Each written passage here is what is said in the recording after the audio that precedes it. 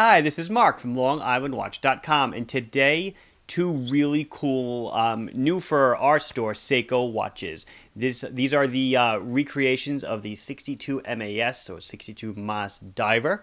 They're recreations of a reinterpretation that was announced in Basel in 2017. So let's quick brief history. The 62MAS, or 62 automatic self data or something. They took the letters from those two words and concatenated them into MAS.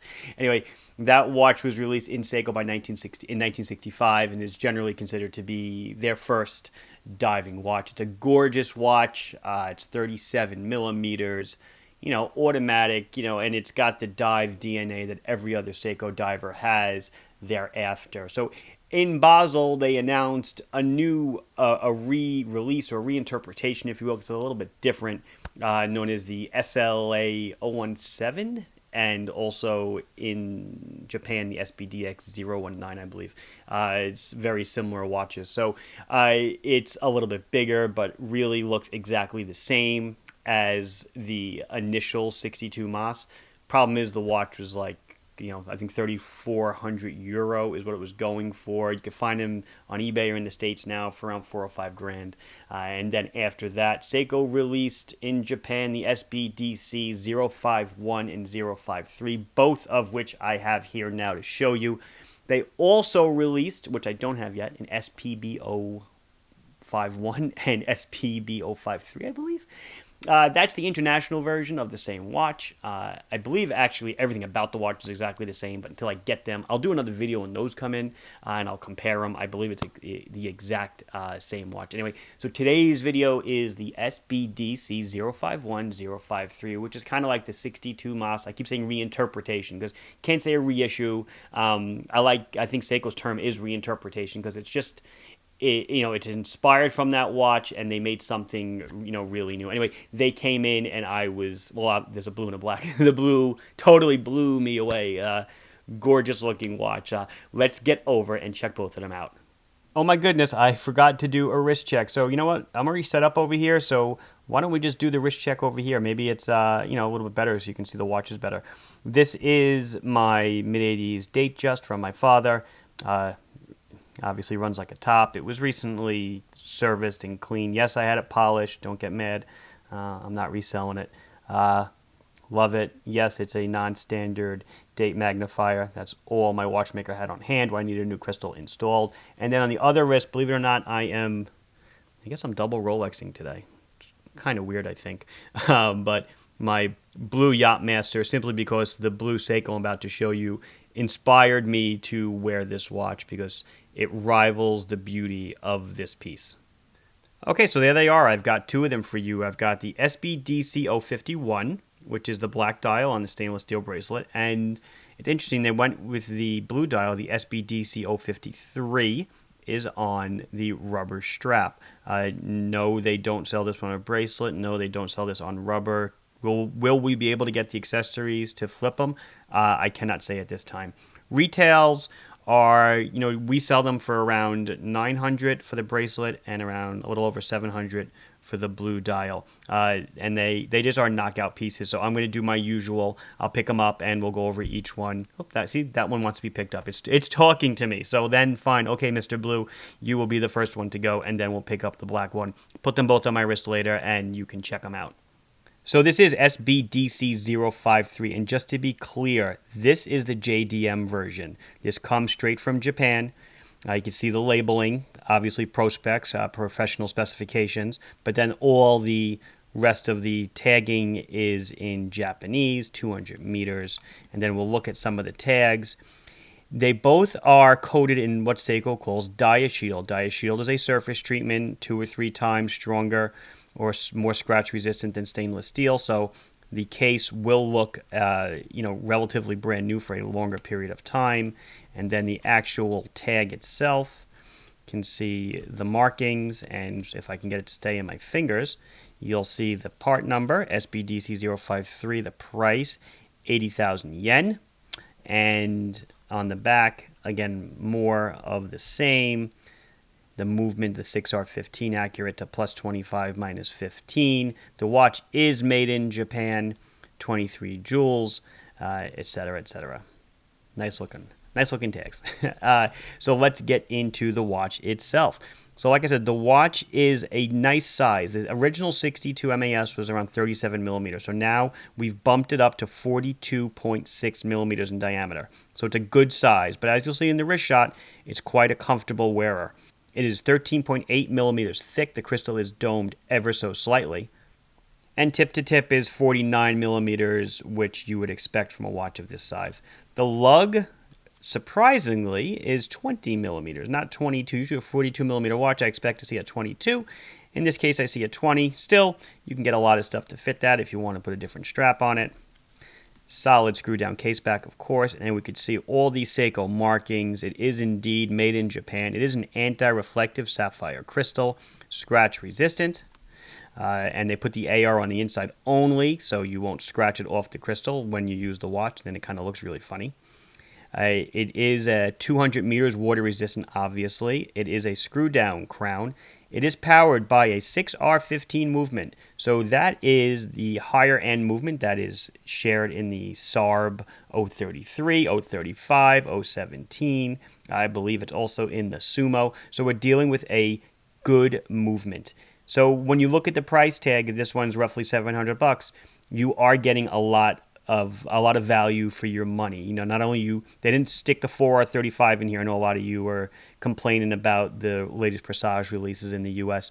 They stuck in a high grade movement, 50-hour power reserve, Spron mainspring. You know, just a better piece, and you get all these other niceties with it. Look at the case finishing. Polished on the bottom, brushed on the top, beautiful line on the case of polishing, you know, like that Japanese sword making. But look at that crystal. I hope the video is doing it some sort of justice. I mean, it's gorgeous, and the dial is a wonderful, wonderful deep blue. The bezel matches it perfectly. The bezel itself is 120 click, beautiful feeling ratcheting bezel. It is a screw-down crown. I think I mentioned that. So if you're not familiar with automatic watch operation, you have to unscrew the crown. It feels actually really nice when you unscrew it. It's very, very solid feeling. You can wind it by hand, or you can pull out the crown 2 clicks and set the time. Pull it out 1 click, you set the date. Push it in and turn. Receipts, you're ensuring 200 meters water resistance if you go diving. The watch is just an absolute joy to hold. It comes on this beautiful, you know, similar, I don't know if it's the same exact one that's on the Turtles. It can't be, it's 20 millimeter. So it's on a very similar quality, nice rubber strap, beautiful Seiko branded keeper, beautiful buckle, everything matches. I don't think there's much more that you could ask for in a dive watch. I mean, yeah, it's another Seiko dive watch, but it's beautiful, and they did so much to make it different than everything else, at least in my opinion. The minute hand is a little bit of a sword hand. The hour hand is that broad arrow type, and then it's a Seiko lollipop, if you will, for the seconds hand. The original 62 MAS had basically just stick hand, so this is definitely a departure. We can check out we'll check out the dial markings, but let's try to do one of those dial zoom in shots. Here you go. That's about as close as my camera will resolve. So you can see Japan 6R15, and there's me, just next to the 6 o'clock indice. I'll pick up my thumb. It's right there. Automatic, divers, 200, Seiko. And you could just look at the dial detail. Look at the work. Everything. Look at that. Yeah, if you're checking out the chapter ring, see how it aligns at the 10 o'clock marker? It's perfect. 12 o'clock. Beautiful. Everything's really nice. And like I was saying before, the dial, I don't know if the dial is indented, but it's definitely, the 62 MAS had that indented dial, and they filled it with Lumibrite, so it does glow like a flashlight. So let's check out the Lume shot. Yikes, that is bright. This might be one of the brightest ones I've ever seen. You have a bezel pip at 12. My thumb is covering it there, cover, uncover, so you can see where the bezel is, but man, you could even see it's reflecting on the chapter ring, I think. Look at that. Wow. That's Lumalicious. Maybe that's a new word. Looks awesome. I am not sure what the bezel insert itself is made out of. I do not think it's ceramic. I can't really tell. It might be aluminum, but I'm not sure. And I couldn't really find much about it online. Now, if anybody knows, put it in the comments, and I'd be happy to update the description afterwards. But still, I don't care what the bezel at this point. I don't care what the bezel's made out of. Just give me one. So again, this is the SBDC053, and next we'll pick up the 051, which is the black one. So here is the black on the bracelet. Everything about the watch is the same. The diameter 42.6, the thickness 13.8, tip to tip 49, lug 20. The only thing that's different is the color of the bezel insert, the color of the dial, black, and a bracelet. So, I'll do the twist and the turn. You can look at it. It is a really, really good bracelet. I know it's covered in plastic, but it's an excellent feeling bracelet. It's nice clasp, has a diver's extension on it. Just an all around here. Let's open it. Let's get that off. Just a great looking bracelet. Your diver's extension is hidden down here where my thumb is. Man, just awesome looking. I'm sure it's pins and collars. I didn't look. I'm sure it is though. But this is your no frills, black diver's watch. It's got the same lume. Obviously the blue appeals to me, but this is the classic look. And the original 62MAS was only offered in black. In addition, the real reissue that Seiko did, I know I'm shouting out a lot of numbers, and hopefully I'm not confusing you. The reissues are the SLA 017 and the SBDX 019. Both of those watches are around 39 millimeters, and they really echo the 62MAS 100%. Fratello, I think, did a beautiful article comparing. They had an original 62MAS and the recreation. So it's a really nice read. But still, what a nice watch. Really, really nice. So this one is a little more expensive because the bracelet is going to come in at around $900. So there she is on my 6 3/4 inch wrist. It fits just like a Mako, Ray, 007, any of those watches. Definitely not too big for me. Fits like a dream, and it is absolutely gorgeous. Like I said, when I got these in just recently, I was so excited. I took the blue out of the box and put it on. Took a snapshot and put it on Instagram because I was so taken aback by the blue color and the way the AR sapphire plays with it, and ditto on the black. I know, look at this. I'm wearing the black and I'm talking about the blue. It's like making the lonely child feel bad. So let's get the black off and put the blue on because that's really what I want to talk about. So there is the blue dial. It's gorgeous. It's a different blue. It's not an Orient blue. It's not a Seamaster blue. It's not a Blumo blue. It's not a Squale blue. It's not an Orient blue, Orient Sun and Moon blue. It's just another blue, and I am tickled pink with it. Absolutely, absolutely gorgeous. What a watch. And I don't think the sapphire crystal is coming to life on camera. I know people say, oh, the camera and the lighting, you make it look so great, and when I get it home, it's never going to look like that. In this case, it's going to look better than this. The crystal is just so nice. Look at that as you move your wrist and the indices, distort a bit from the curvature. A winner. Absolute winner. I can't wait to get the, as I said, I'm trying to also grab the SPB051 and 053. The numbers are crazy. That's the international version. I believe still fully made in Japan.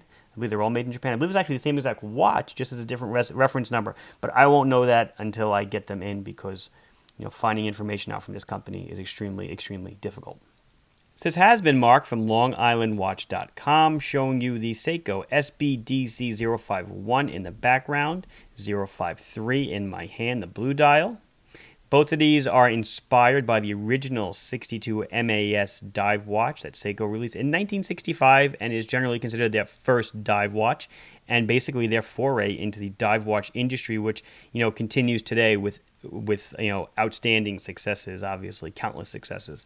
Please like this video if you enjoyed it. Please subscribe to the channel if you have not done so. If you have any questions or comments, please put them down below and I'll be sure to address them as soon as I can. Thank you for watching. Bye-bye.